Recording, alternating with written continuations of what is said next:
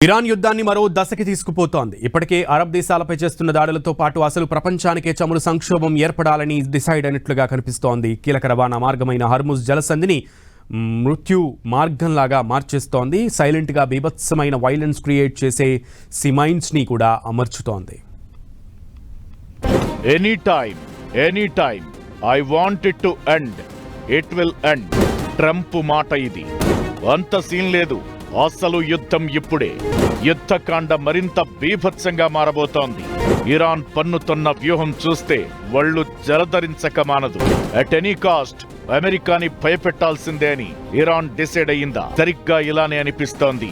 Iran వ్యవహరిస్తున్న తీరు చూస్తుంటే దానికి పర్యవసానంగా యుద్ధం మరింత విధ్వంసకర రూపాన్ని సంతరించుకుంటోంది. గల్ఫ్ తీరమంతా తన లక్ష్యంగా చేసుకుని ఇరాన్ విరుచుకుపడుతోంది. అమెరికా అధ్యక్షుడు ట్రంప్ మాత్రం యుద్ధం ముగింపుకు వచ్చేసిందనే సంకేతాలు ఇచ్చేస్తున్నారు. ఆయన ఎప్పుడనుకుంటే అప్పుడు యుద్ధం నిలిచిపోతుందంటున్నారు. దానికి ఆయన చెప్పే కారణం అసలు ఇరాన్లో ఇంకేమీ మిగల్చకుండా ధ్వంసం చేశామని. కానీ ఇరాన్ మాత్రం వేరేగా ఆలోచిస్తోంది. దానికి తగినట్లుగా వ్యూహాలు కూడా సిద్ధం చేసింది. ఇరాన్ ఆయిల్ బంకులు, యురేనియం నిల్వలు, ఆయుధ కర్మాగారాలు, నివాస స్థలాలపై అమెరికా, ఇజ్రాయెల్ దాడులు చేస్తుంటే ఇరాన్ మాత్రం పర్షియా తీరమంతా రెచ్చిపోతోంది. అసలు అన్నింటికంటే ముఖ్యమైన హర్ముజ్ జలసంధిని తన యుద్ధానికి పెద్ద మార్గంగా చేసుకుంది. ముందు ఈ జలమార్గం నుంచి ఏ నౌకని రవాణా చేయనీయబోమన్న ఇరాన్ ఆ తరువాత ఇంకా విధ్వంసకర వ్యూహం అమలు చేస్తోంది. అసలు ఈ జలమార్గంలో మందు పాత్రలను అమర్చింది. దీంతో ప్రత్యేకంగా ఏ మిస్సైల్ దాడులు చేయకుండానే ఓడలను నాశనం చేసే ప్రమాదకర ప్రణాళిక అమలు చేస్తున్నట్లయింది.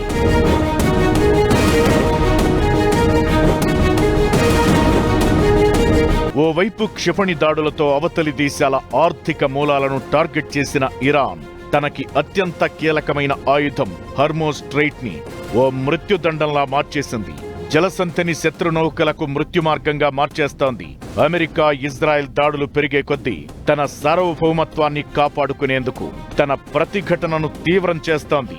ఇందుకోసం తాజాగా తన పాత ఆయుధాన్ని రంగంలోకి దించుతోంది. ఈ ప్రాంతంలోకి అమెరికా మిత్రదేశాల నౌకలు అడుగు పెడితే పేలిపోయేలా ఇరాన్ ఎక్కడికక్కడ ఉచ్చులు ఏర్పాటు చేసింది. ఈ చర్యలు ట్రంప్ సర్కార్కు కంటి మీద కునుకు లేకుండా చేస్తున్నాయి. ప్రపంచాన్ని భయపెడుతున్న ఆ ఆయుధం పేరే సీ మైన్స్ లేదా నేవల్ మైన్స్. అంటే సముద్రపు మందు పాత్రలు. సముద్రంలో నౌకలు ఏ మార్గంలో ప్రయాణిస్తే హర్ముజ్ ను దాటగలవో ఒక్క ఇరాన్ కు మాత్రమే తెలుసు.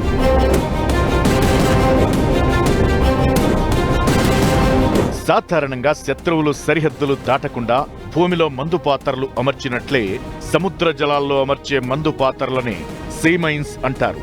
నౌకలు, జలాంతర్గాములను ధ్వంసం చేసేందుకు అవి ప్రయాణించే మార్గాల్లో ఏర్పాటు చేస్తారు. దీంతో శత్రువు ఆ మార్గంలోకి రాకుండా ఇవి భయపెడుతుంటాయి. అమెరికా విప్లవం సమయంలో గన్ పౌడర్ నీటి అడుగున కూడా పేలుతుందనే విషయాన్ని ఏల్కు చెందిన డేవిడ్ బుష్నెల్ గుర్తించినప్పుడే వీటి తయారీకి బీజం పడింది.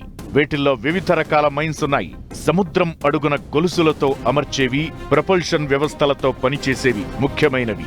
ఇక మైన్స్ ను నౌకల కింది భాగాలు తాకిన అయస్కాంత క్షేత్రం సమీపంలోకి వచ్చిన నౌకల ప్రపల్షన్ వ్యవస్థ చప్పుడుకు, నౌక నీటిపై సృష్టించే ఒత్తిడికి ఇవి పేలిపోయేలా వీటిని రూపొందిస్తారు.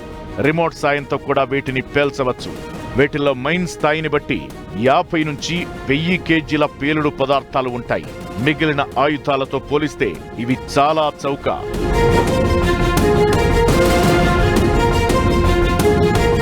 ఇరాన్ వద్ద దాదాపు 2000 నుంచి 6000 వరకు సీ మైన్స్ ఉన్నట్లు అంచనా. వీటిని చైనా, రష్యా నుంచి కొనుగోలు చేయడంతో పాటు సొంతంగానూ ఉత్పత్తి చేస్తోంది. ఇరాన్ నౌకాదళంలోని చిన్న నౌకలు ఒక్కోటి 2 నుంచి 3 మైన్స్ ను సముద్రంలో అమర్చగలవు. ఇలాంటి నౌకలు వందల సంఖ్యలో ఇరాన్ వద్ద ఉన్నాయి. ఇక సబ్మెరైన్ల సాయంతో సముద్రంలో అమర్చే మైన్స్ కూడా టెహ్రాన్ వద్ద ఉన్నట్లు నిపుణులు చెబుతున్నారు.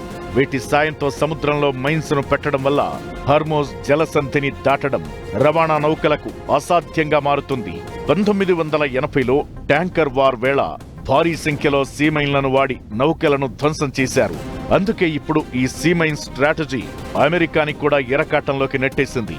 హర్ముజ్ లో సీమైన్స్ ను తొలగించాలని ట్రంప్ స్వయంగా ఆదేశాలు జారీ చేశారంటే పరిస్థితి అర్థం చేసుకోవచ్చు. 2 రోజుల క్రితం అమెరికా దళాలు 16 ఇరానియన్ 9 లేయర్స్ నౌకలను ధ్వంసం చేశాయి. అయితే ఇలాంటివి ఇరాన్ దగ్గర ఇంకా బోలెడు ఉన్నాయి. మరోవైపు అమెరికా, ఇజ్రాయెల్ కూడా టెహ్రాన్ని రౌండప్ చేసి నరకం చూపిస్తున్నాయి. వరుసబెట్టి చేస్తున్న మిస్సైల్ అటాక్స్ లో ఏకంగా యాసిడ్ రైన్స్ కూడా ఇక్కడ కురుస్తున్నాయంటే ఈ బీభత్సాన్ని అర్థం చేసుకోవచ్చు. ఇరాన్లోని క్రూడ్ ఆయిల్ ఉత్పత్తి కేంద్రాలపై దాడి చేసిన గంటల్లోనే ఇలాంటి ఆమ్ల వర్షాలు కురుస్తున్నాయి.